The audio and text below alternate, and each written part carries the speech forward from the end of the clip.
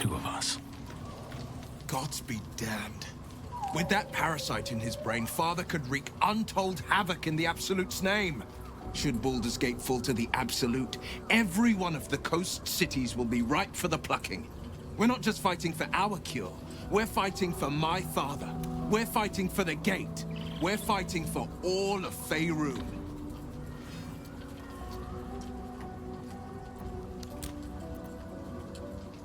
Worm's Rock Fortress. All travelers to Baldur's Gate flow through it. It serves as headquarters for the Flaming Fist, and their commander, my father. The Absolute's army's on the march. Gods forbid a tadpole Grand Duke throw open the gates for them. Orin, I'd never heard tell of, but Gortash I know. Or know of, more precisely. A self-styled strategic advisor to Baldur's Gate's peers. A bit player with dreams of a leading role, the way Father told it. He had no use for Gortash, and even less for his advice. I don't remember much beyond that. But where these Chosen are concerned, I have a suspicion we're about to know more than we'd like.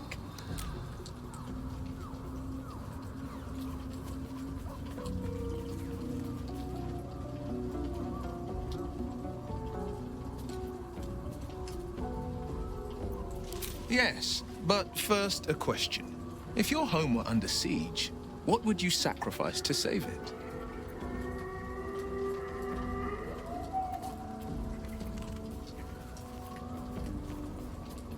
As would I, and more. I was 17.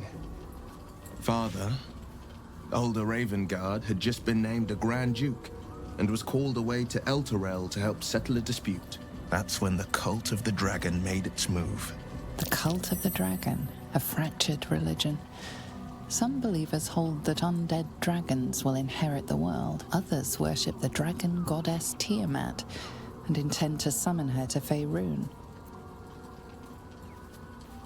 To conjure the Dragon Queen and lay waste to Baldur's Gate. A 10-day after Father left, I heard a whisper as I slept. Duskhawk Hill. The Queen of Chaos awakens. Go alone. I grabbed a rapier and set out. There wasn't a cloud in the sky, yet not a single star was shining. There they were, gathered at the foot of the hill. Your head tingles. Wyll wants to show you what happened. In the looming shadow of the mount, 5 groups of 5 figures each encircle a lofty totem. Atop each totem, a dragon's head is carved, and a massive orb held in its mouth. The cultists chant, first softly, then crying to the starless sky. There is a crack of thunder, a gust of wind, and a dragon's white head appears in the storm. As the maelstrom howls, Mizora's lips press to your ear. She will destroy Baldur's Gate. Grant me your soul, and I will give you the power to save it, she whispers.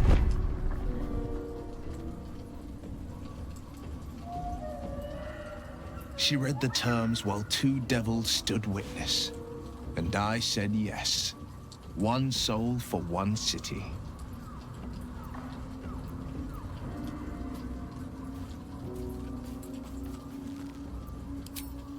She didn't.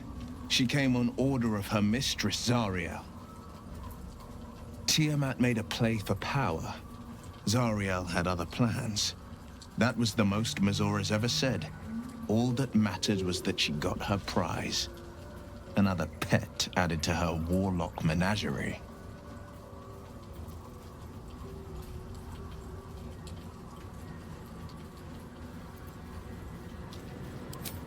He returned to an unsuspecting city and a wayward son with a smirking devil at his side. I tried to tell him the truth, but my mouth couldn't form the words. I'd led him to the battlefield, but Mizora had swept it clean. After, he said only one word. Go. So I did. I don't know that it was brave. I just know that it was right. The moment I agreed, I burned with the fires of Avernus and oozed the rot of Dis. The cultists choked on our poisons and burned from our flames. And when we were done, all that remained were 5 greyed orbs atop a pile of ash.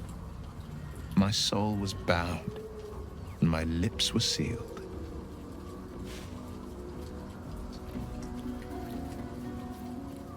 It is the one scar I ever bore of it.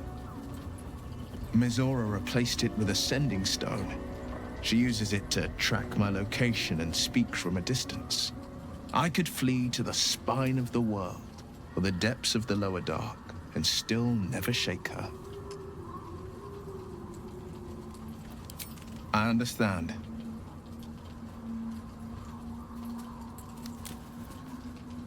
No, never. He did the only thing he could. In his eyes, I invited a devil into our midst.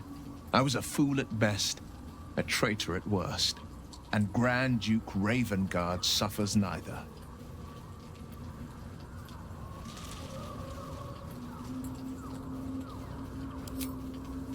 More than you know. The better question is, did he ever miss me? If he did, he missed the Wyll Ravengard he once knew, not the hell-touched warlock he returned to.